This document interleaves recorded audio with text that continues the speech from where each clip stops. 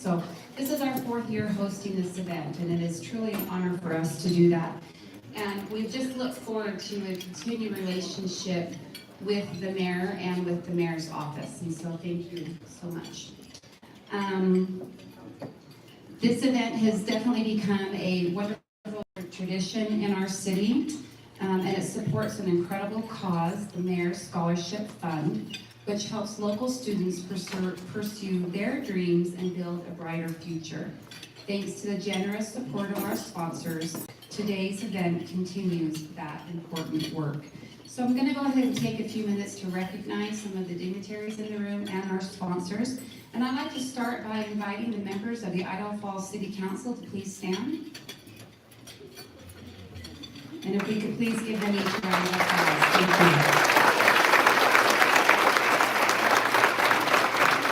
Thank you. Thank you. Next of all, I'd like to invite the members of the City of Idaho Falls, the directors for the city. If they could please stand. If you are a director. Thank you. Several members. And do we have any county commissioners in the room? We invite them to please stand.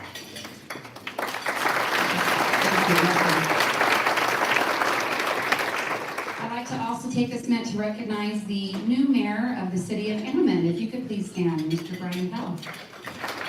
Thank you. And we look forward to our relationship with you as well. And then I would also like to recognize all of those that served on a committee to plan this event, and I'd like to start by that committee chair, Ms. Leslie. She's working the room with her clipboard. I'm not sure where she's at. She's out. She's dealing with something, but Leslie Pincock.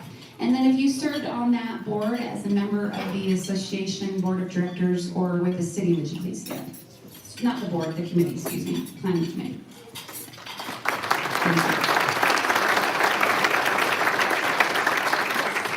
It takes numerous individuals to plan this event, so we recognize and thank you for all of your hard work.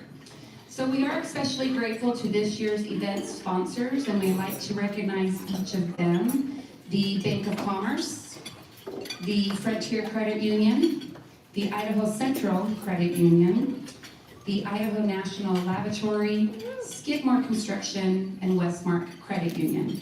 Could we please give them a warm applause?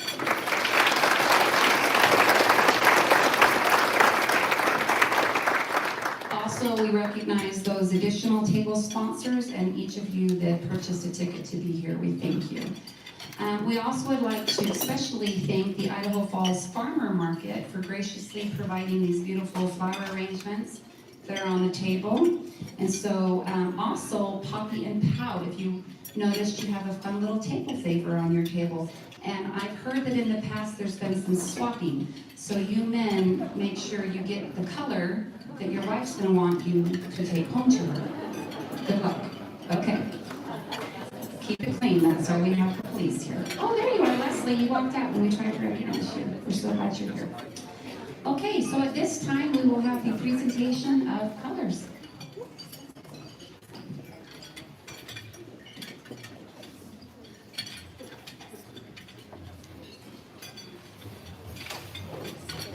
Father Courtney. Yeah, Brett, will you mention that we're ready? Thank you. Thank you.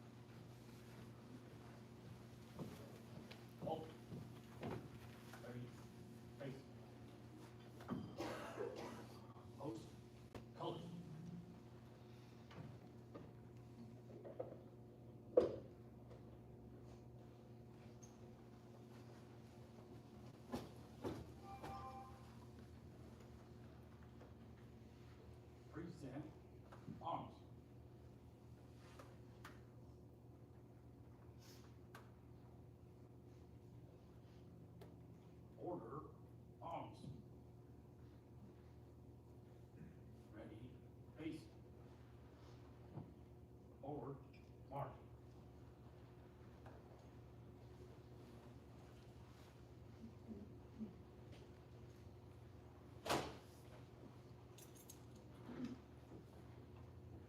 We will remain standing as we invite Mayor Burtenshaw's niece, Miss Carly Webb, who will perform our national anthem.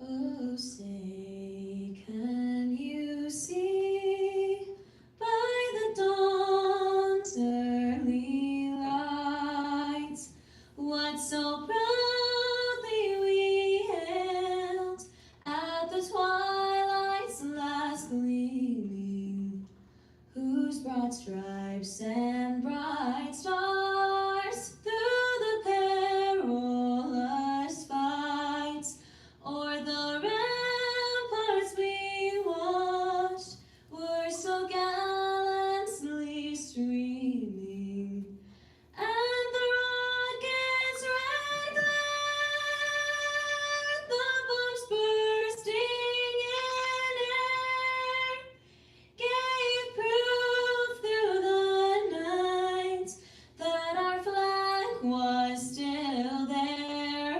Oh, say does that star-spangled banner yet wave o'er the land of the free and the home of the brave?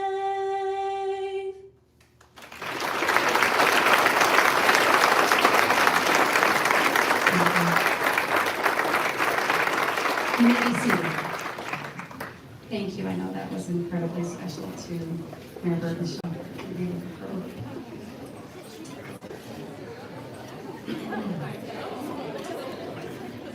It is now my honor to introduce Mayor Lisa Burtenshaw. Lisa was elected this last December, and if you remember, it was a little bit of a race, wasn't it? That was very exciting. Today she's going to share her vision for the future of Idaho Falls and why our city continues to be such a great place to live, raise a family, and grow a business. And I'm going to insert just a little personal note here, so please forgive me. I'm trying not to get emotional. Lisa and I actually grew up together. We've been childhood friends, and our families were in the same neighborhood. And I've always considered her and her family, her parents were just second parents to me. They had a great impact on my life, personally, and the impact of my family. And I just want to personally express how proud I am of her, and how excited I am, and how she has my support. And especially let her know that I know that your mom and dad are so proud of you. So proud of you. They were incredible, incredible people. So we're going to go ahead and turn the time over. Please help me warmly welcome Mayor Lisa Burtenshaw.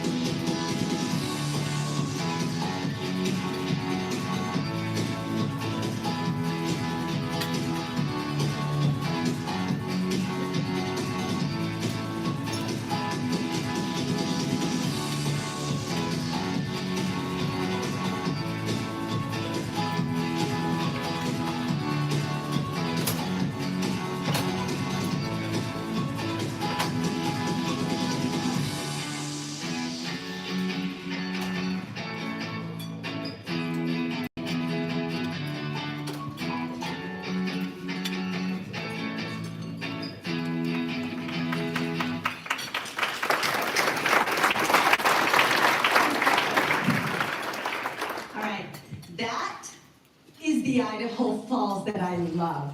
And I saw the smiles on your faces too, because that's the Idaho Falls that you love. That place is a great place to live, to raise a family and grow a business. I know that. I was raised here.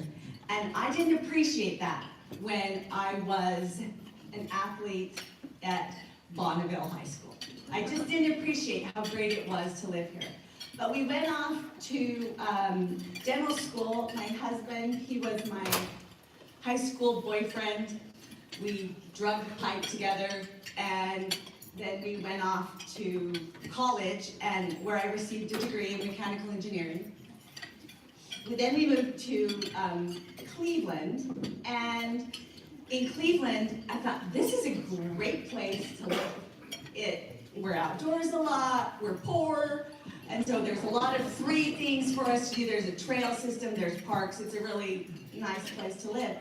And then it was time to decide where we were going to end up, and I didn't want to come back to Idaho. And I think that's because I was thinking about, like what it was growing up. I underappreciated what Idaho Falls was. Idaho Falls, so my husband, he literally talked me into it. And he said, Lisa, we live at the corner of West Yellowstone and Teton National Park. That's the corner we're gonna live. And so I'm here, right? He obviously talked me into it. And so we came home and made this our home. And I joined the PTO. Our children started school. I was the arts mom, I was the soccer mom, and I was the room mom. I then joined the Idaho Falls School Board to create a system that would ensure that children had opportunities to learn and grow. And we really focused on improving facilities. We focused primarily on our elementary schools at the time. Edgemont, Longfellow, Ethel Boys, and Dora Erickson. We passed a bond in order to rebuild those. But what we did is we rebuilt them in the neighborhoods that they existed in. That was super important to me, to make sure that we weren't destroying neighborhoods or ruining neighborhoods, that we allowed those neighborhoods to be rejuvenated with schools. I think that's just something I'm really proud of. So then I joined the city council 5 years ago. And while I have served in many of those different roles, my focus hasn't changed. It's always been about building a strong community. So our challenge now is to build this community for the next generation. There probably couldn't have been two people who would have made me more emotional than having my niece, who I love dearly. I tutored her through math, and she is now a freshman in college.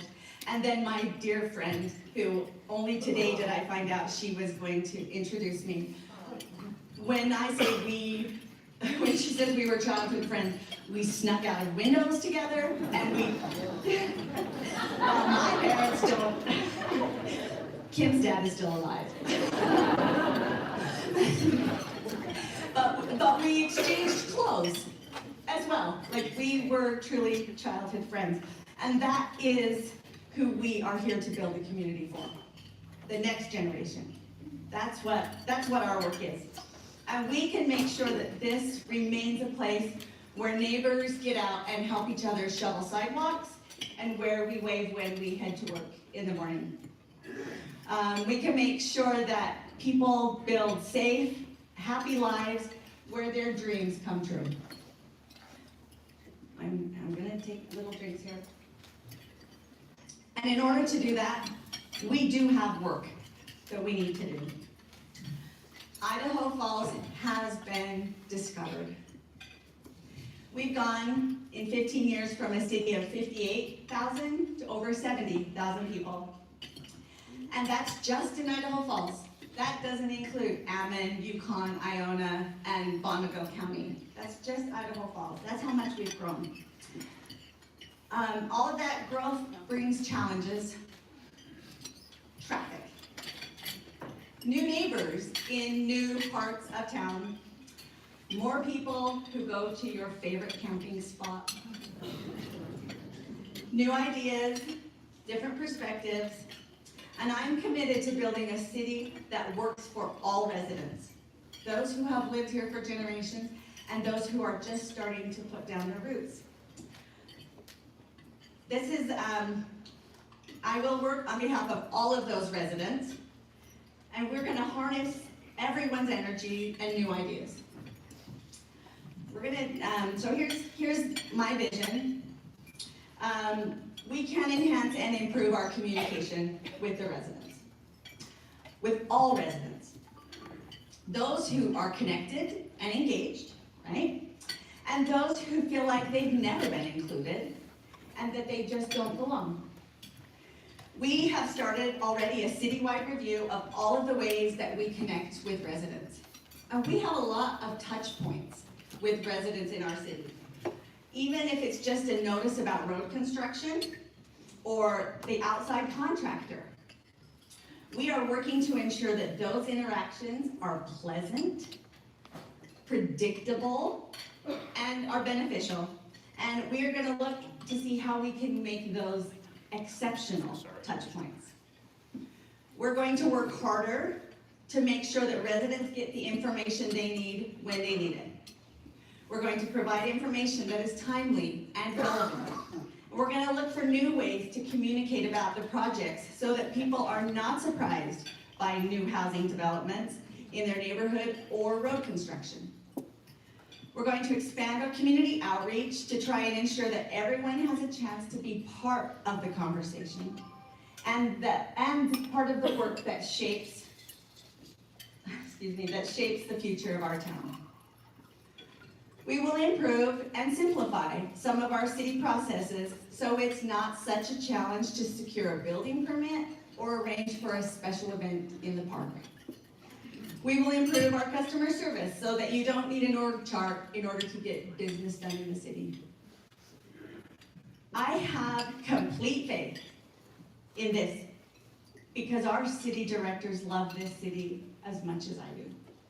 And our city staff is committed to this city because they also love this city. You're going to see me around. This is something that I started in the campaign, and it isn't going to end here. You will see me around the city highlighting their work. I want to show each of you what it takes to repair a pothole, fix a power line, provide safe drinking water, and run an airport. I want to highlight what it takes to plow miles of roads in the middle of the night. What it takes to keep a fire truck and a car on the road and the police cars on the road and handle the service and billing of our utility customers. I'm going to be out there doing this, and I'm going to show it. And I want you to participate in that because it does take a lot to run a city.